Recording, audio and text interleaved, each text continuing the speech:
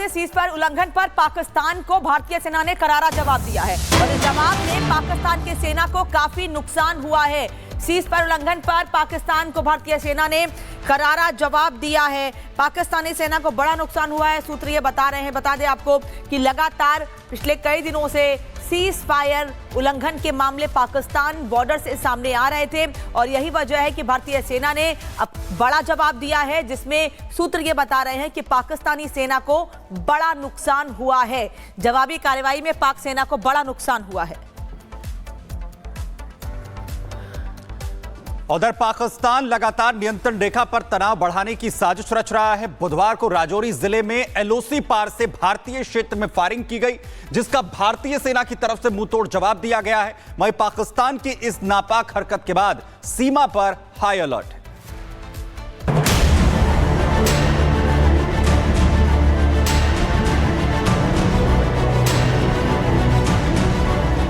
पाकिस्तान ने जो बोया आज वो वही काट रहा है। दूसरों के लिए गड्ढा खोदा तो वो खाई में गिर रहा है। आज पाकिस्तान से एम्बुलेंस की आवाजें सुनाई दे रही हैं।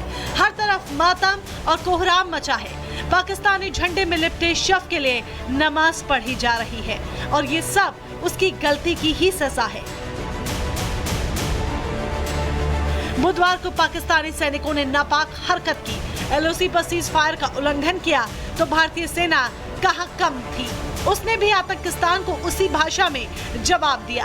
पाकिस्तान ने बुधवार को दोपहर के करीब जम्मू कश्मीर के पुंछ जिले में नियंत्रण रेखा पर भारतीय पोस्ट पर बिना उकसावे के फायरिंग की।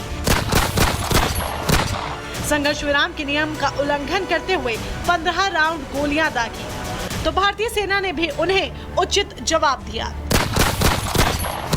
सुरक्षा बलों ने जब पाकिस्तानियों को जवाब देना शुरू किया तो उनकी रूह कांप गई। कृष्णा घाटी सेक्टर में पाकिस्तान के संघर्ष विराम का उल्लंघन करने पर मुंह तोड़ जवाब दिया, जिसमें पाकिस्तान के पसीने छूट गए। भारतीय सेना की कार्रवाई में पाक सेना को बड़ा नुकसान हुआ। 2 आतंकवादियों के साथ हवलदार सज्जाद ढेर हो गया। वहीं भारतीय सैनिकों को निशाना बनाने के लिए लगाई गई आईईडी में एसओजी का एक जवान घायल हो गया। इस साल संघर्ष विराम का पहला उल्लंघन और 5 दिनों में चौथी सीमा पार की घटना है। 10 फरवरी को राजौरी जिले के नौशेरा सेक्टर में चौकी पर तैनात एक सैनिक को पाकिस्तान की तरफ से गोली लगी थी। वहीं 8 फरवरी को राजौरी के केरी सेक्टर में नियंत्रण रेखा के पार एक जंगल में सेना के गश्ती दल पर आतंकवादियों की गोलीबारी हुई थी। इससे पहले 4-5 फरवरी की रात पुंछ जिले की कृष्णा घाटी सेक्टर में नियंत्रण रेखा के पार घुसपैठ करने की कोशिश की गई थी, जिसके लिए आतंकवादियों के एक बारूदी सुरंग विस्फोट में कुछ लोग हताहत हुए थे। फरवरी 2021 में भारत और पाकिस्तान के बीच सीज़फायर समझौता हुआ था, लेकिन पाकिस्तान लगातार इसका उल्लंघन कर रहा है। पिछले कुछ महीनों में पाकिस्तानी सेना ने कई बार गोलीबारी की। जानकारी के मुताबिक 11 सितंबर 2024 को कर्नाचक सेक्टर जम्मू में सीज़फायर का उल्लंघन हुआ। 14 फरवरी 2024 को आरएसपुरा सेक्टर जम्मू में सीज़फायर का उल्लंघन हुआ। 9 नवंबर 2023 को रामगढ़ सेक्टर सांबा में सीज़फायर का उल्लंघन हुआ। 27 अक्टूबर 2023 को अरनिया सेक्टर जम्मू में सीज़फायर का उल्लंघन हुआ। खुफिया एजेंसियों के अनुसार पीओके में जैश-ए-मोहम्मद, लश्कर-ए-तैयबा और हमास जैसे आतंकी संगठनों की बैठक हुई है, जिसके बाद भारत में आतंकी हमलों की साजिशें तेज हो गई हैं। ऐसे में भारतीय सेना किसी भी स्थिति से निपटने के लिए पूरी तरह से तैयार है। Bureau report, Republic Bharat. का उल्लंघन कर चुका है पाकिस्तान, बदला लेना जरूरी है। अभी सुरक्षा बल किस तरह से निगरानी रख रहे हैं, गुरसिमरन? देखिए, इस वक्त की अगर बात की जाए तो कल से लाइन ऑफ कंट्रोल में हालात जो हैं वो चिंतापूर्ण बने हुए हैं। लगातार सिचुएशन एस्केलेट की जा रही है और इसी के चलते आज जम्मू कश्मीर के एलजी मनोज सिन्हा ने एक सुरक्षा समीक्षा बैठक बुलाई है। ये बैठक अब से तकरीबन आधे घंटे की देरी में शुरू होगी और तमाम जम्मू कश्मीर पुलिस के जो अफसर हैं वो इस वक्त पहुँचना शुरू हो गए हैं। चाहे बात IG जम्मू जोन की जाए, ADG आर्मड की जाए और तमाम आला अधिकारी जिसमें कि सुरक्षा एजेंसियों के आला अधिकारी भी शामिल हैं, वो इस वक्त यहाँ पर पहुँचने शुरू हो गए हैं। गौरव आपको यहाँ पर विजुअल्स दिखा रहे हैं। DGP नलिन प्रभात सबसे पहले ये बैठक लेंगे और डीजीपी नलिन प्रभात की इस बैठक के बाद जो है एलजी मनोज सिन्हा सुरक्षा समीक्षा बैठक लेंगे।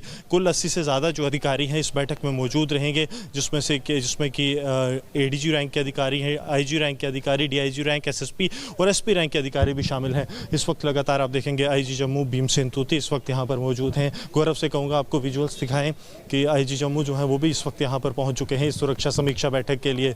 दूसरी तरफ तस्वीरें अगर आप देखेंगे तो इंटेलिजेंस एजेंसीज के अधिकारी जो हैं वो इस वक्त यहाँ पर पहुँच रहे हैं। उस वक्त उस तरफ से अगर गौरव आपको तस्वीरें दिखा पाएँ तो तमाम आला अधिकारी जो हैं वो यहाँ पर पहुँचना शुरू हो गए हैं। अब से चंद मिनट बाद ही बैठक शुरू होगी कन्वेंशन हॉल में।